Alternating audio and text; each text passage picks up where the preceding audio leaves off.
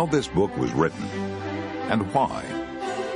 In 1909, I was one of the unhappiest lads in New York. I was selling motor trucks for a living. I didn't know what made a motor truck run, and that wasn't all. I didn't want to know. I despised my job. I despised living in a cheap furnished room on West 56th Street, a room infested with cockroaches. I still remember that I had a bunch of neckties hanging on the walls, and when I reached out of a morning to get a fresh necktie, the cockroaches scattered in all directions. I despised having to eat in cheap, dirty restaurants that were also probably infested with cockroaches. I came home to my lonely room each night with a sick headache, a headache bred and fed by disappointment, worry, bitterness, and rebellion.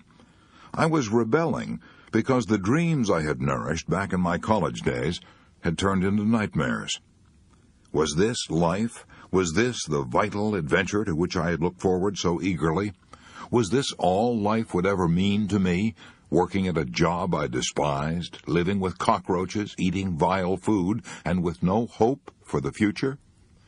I longed for the leisure to read and to write the books I had dreamed of writing back in my college days. I knew I had everything to gain and nothing to lose by giving up the job I despised. I wasn't interested in making a lot of money, but I was interested in making a lot of living. In short, I had come to the Rubicon, to that moment of decision which faces most young people when they start out in life. So I made my decision, and that decision completely altered my future. It has made the rest of my life happy and rewarding beyond my most utopian aspirations.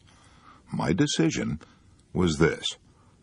I would give up the work I loathed, and since I had spent 4 years studying in the State Teachers College in Warrensburg, Missouri, preparing to teach, I would make my living teaching adult classes in night schools.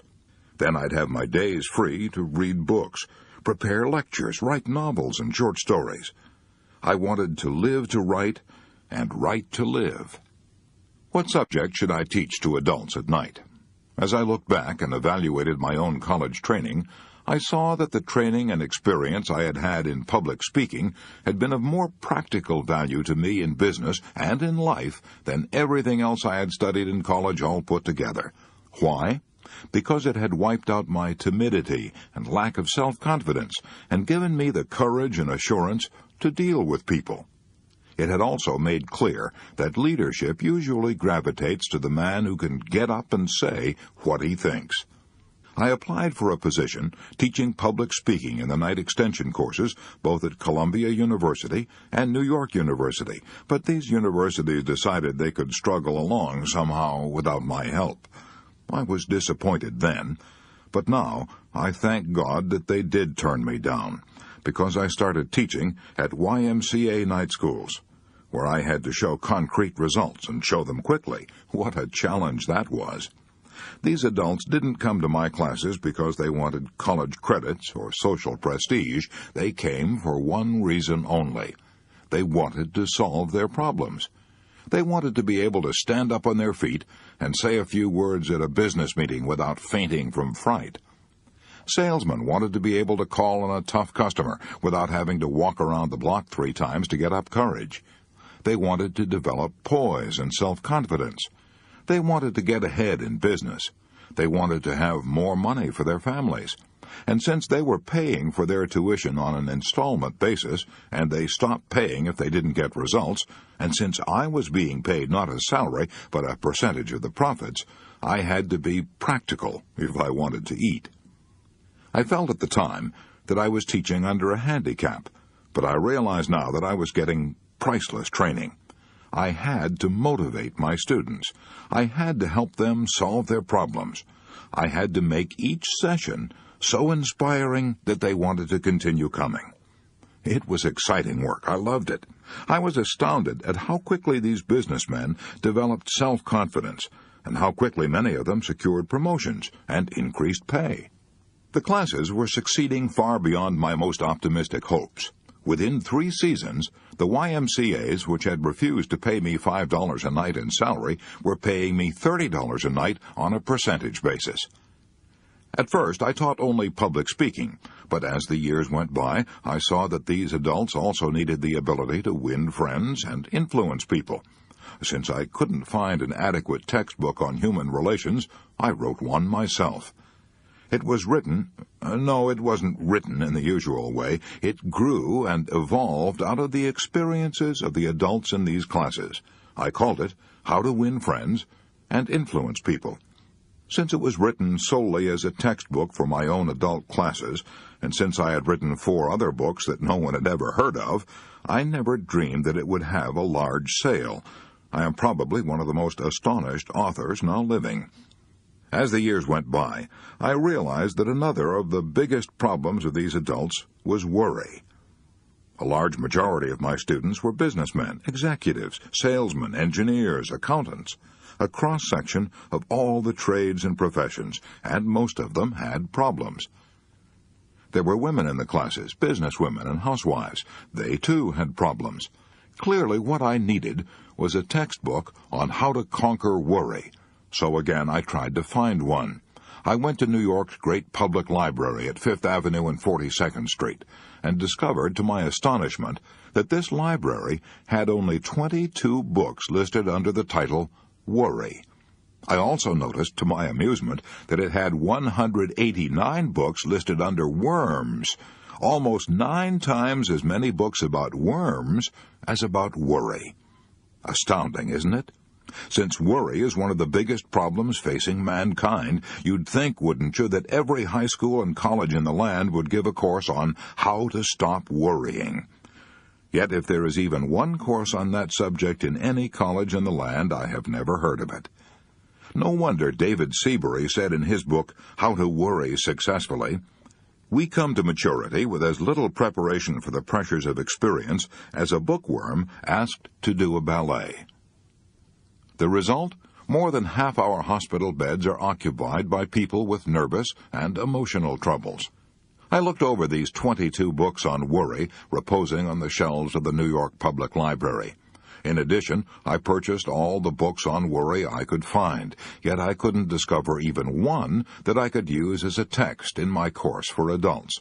So I resolved to write one myself. I began preparing myself to write this book 7 years ago. How?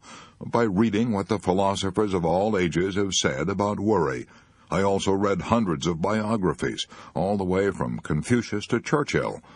I also interviewed scores of prominent people in many walks of life, such as Jack Dempsey, General Omar Bradley, General Mark Clark, Henry Ford, Eleanor Roosevelt, and Dorothy Dix. But that was only a beginning. I also did something else that was far more important than the interviews and the reading.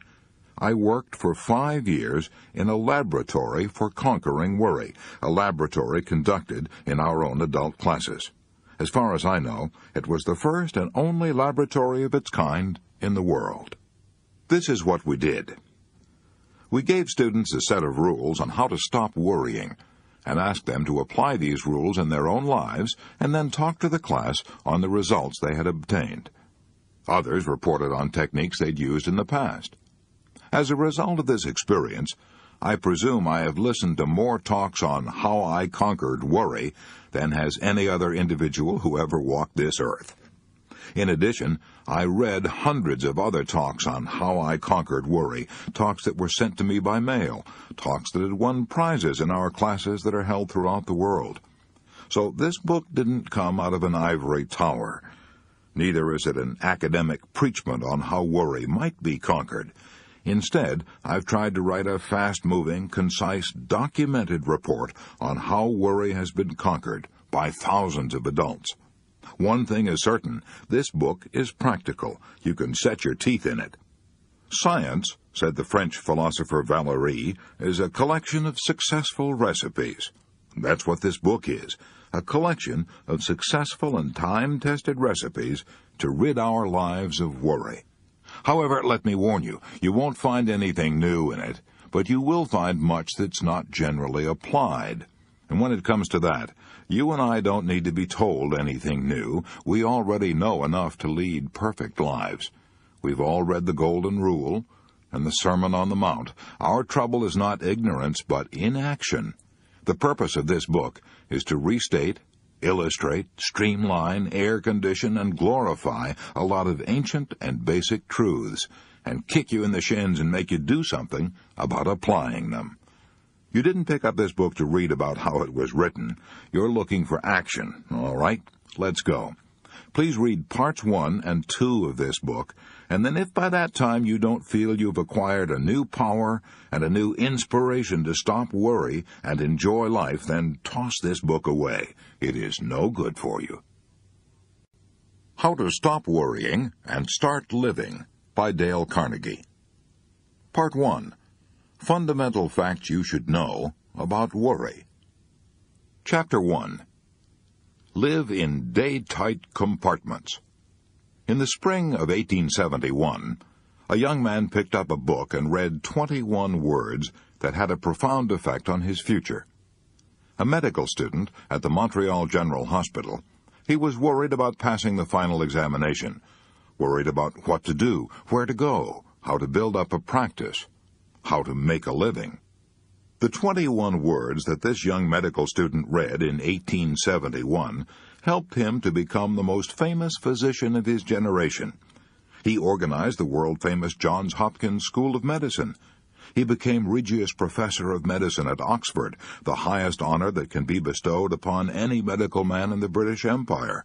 He was knighted by the King of England.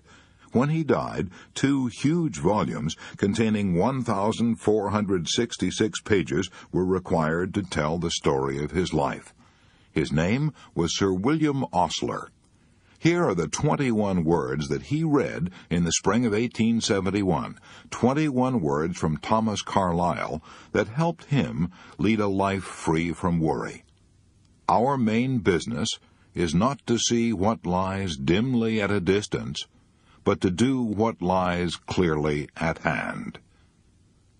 42 years later, on a soft spring night when the tulips were blooming on the campus, this man, Sir William Osler, addressed the students of Yale University. He told those Yale students that a man like himself, who had been a professor in 4 universities and had written a popular book, was supposed to have brains of a special quality. He declared that this was untrue. He said that his intimate friends knew that his brains were of the most mediocre character. What then was the secret of his success? He stated that it was owing to what he called living in day-tight compartments. What did he mean by that?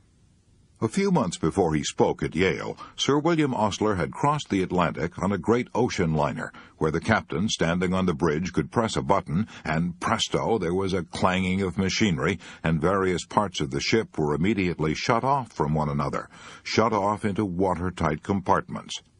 Now, each one of you, Dr. Osler said to these Yale students, is a much more marvelous organization than the great liner, and bound on a longer voyage.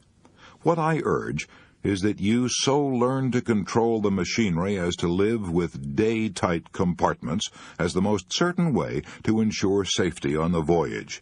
Get on the bridge and see that at least the great bulkheads are in working order. Touch a button and hear at every level of your life the iron doors shutting out the past, the dread yesterdays. Touch another and shut off with a metal curtain the future, the unborn tomorrows. Then you are safe for